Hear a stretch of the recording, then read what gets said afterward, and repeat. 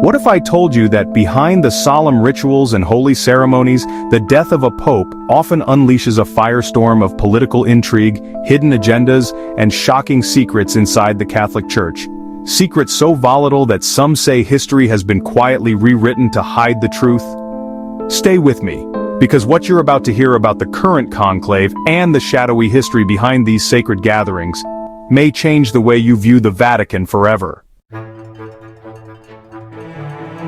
The death of a pope is never just the passing of a religious leader, it's the sudden collapse of a political empire within the walls of Vatican City. With the death of Pope Francis, an ancient and secretive process known as the Conclave has begun once again. But behind the flowing robes and solemn faces, a fierce and often ruthless battle is already underway. A battle for the soul, the power, and the future direction of the Catholic Church. How did we get here? And what secrets lie buried in the history of conclaves past?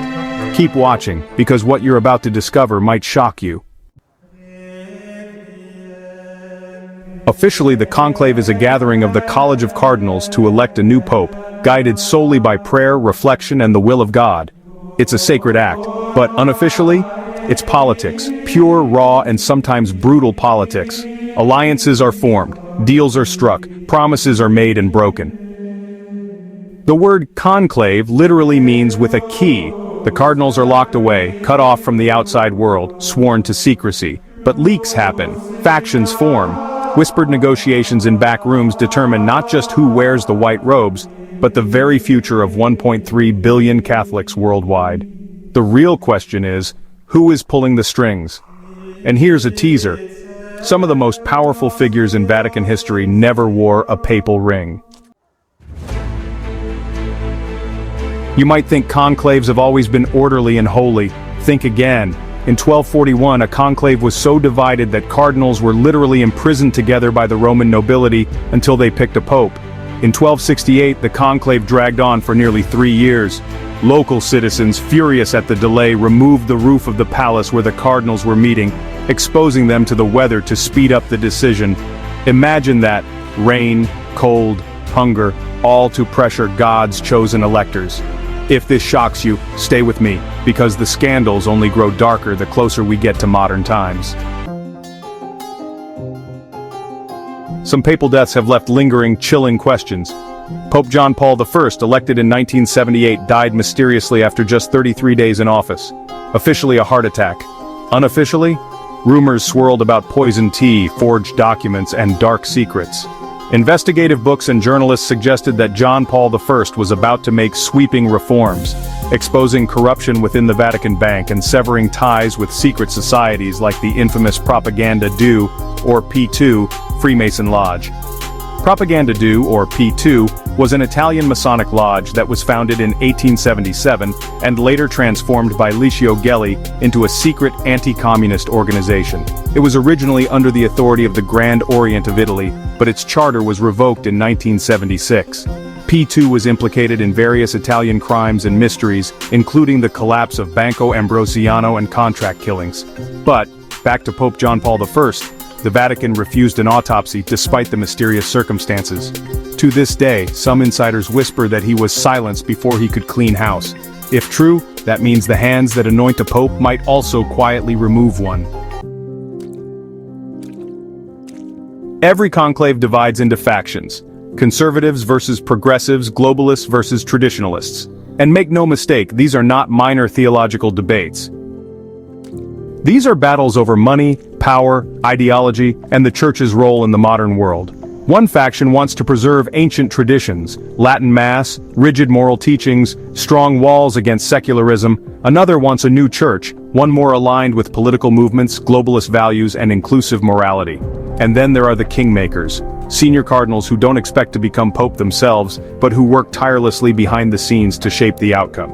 But here's a pivotal detail that often goes unnoticed. Only cardinals under the age of 80 are eligible to vote in the conclave. This rule, established by Pope Paul VI in 1970, was intended to ensure that those electing the Pope are actively engaged in the contemporary needs of the Church.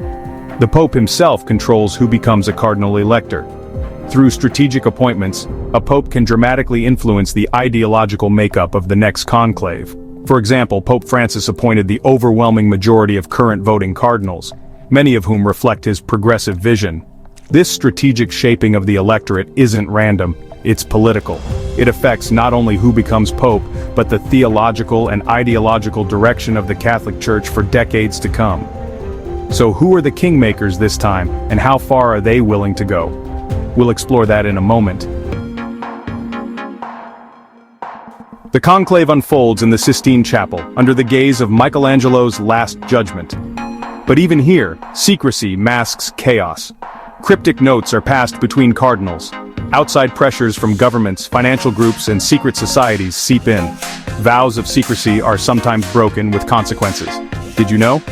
Canon law automatically excommunicates any cardinal who reveals conclave secrets, even anonymously. And yet, during past conclaves, leaks to the press have exposed shocking vote counts, alliances, and betrayals. In the election of Pope Francis, insiders later revealed how factions coordinated block voting to block certain candidates from rising. Some say the manipulation bordered on illegal under church law. Is history about to repeat itself yet again? Follow the money. Rumors of financial pressure have swirled around past conclaves. Wealthy Catholic organizations quietly backing candidates. Political interests eager to shape Vatican policy on immigration. Political interests eager to shape Vatican policy on environment. Political interests eager to shape Vatican policy on globalization. The Vatican Bank, rocked by scandal after scandal, is no stranger to missing millions and unexplained donations. Could financial strings be tied to the white smoke we're about to see rise? Think about it. Where there is immense power, there is immense temptation. The next pope will inherit a church divided more sharply than at any point in modern history. Doctrinal debates threaten to fracture global Catholicism. Scandals over abuse and corruption have hollowed out trust. The world stage demands political positioning. But at what cost to spiritual integrity? Some see this as the final chance to restore the Church's moral authority. Others see it as the last opportunity to remake it into something new. And in the middle stands a conclave shrouded in centuries of mystery, intrigue, and unseen warfare. When the white smoke rises over the Vatican and a new pope steps onto that balcony, the world will cheer.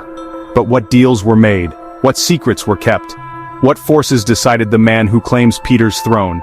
And more chillingly, what if, behind the sacred traditions, decisions were made that have little to do with faith and everything to do with power? Only time will tell. But if history teaches us anything, it's this. When power, politics, and piety collide behind locked doors, the truth often remains hidden for generations.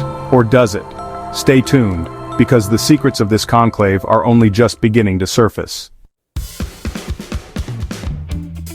If you found this video revealing, don't forget to subscribe for more deep dives into the mysteries of faith, history, and hidden power. And tell me in the comments, what do you think really happens behind the closed doors of the Vatican? We'll be watching the white smoke together. Stay curious, stay questioning, stay bold. Cheers.